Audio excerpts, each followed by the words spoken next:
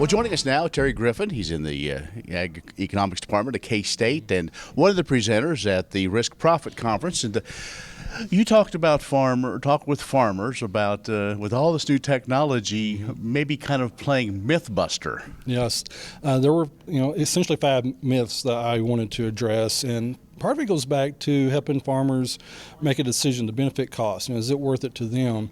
And I tried to make the point that not everybody has all the technologies, so don't feel like you're being left out or getting behind if you don't have the whole list of all 10 or 15 technologies that are available, especially in the last few years with commodity prices being what they are, the 2019 weather issues, and there's a lot of other pressures that farmers are facing, and adding technologies, especially ones that require a bunch of human capital, may not make life better right now.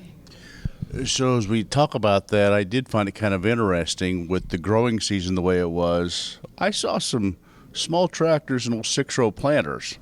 There were, and we had a few farms who were having issues with GPS on their 48-row planters, some days, and they couldn't get those things rolling, and that was causing added stress. Is that kind of it when you go to the coffee shop or go to maybe meetings in the wintertime when we talk about all these different technologies and getting bigger? But Terry, what's happened is we have all this data. Have we kind of reached that point where we know exactly what all that data means? No, we don't. And the true value of that data may not be what we expect. We ask the question, what is the value of this data at the farm level?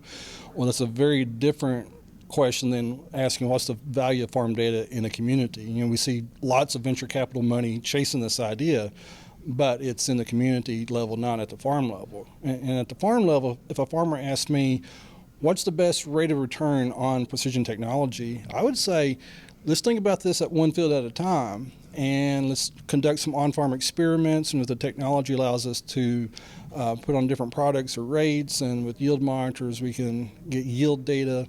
That's probably the greatest use of the technology at the farm level, is testing new products or practices.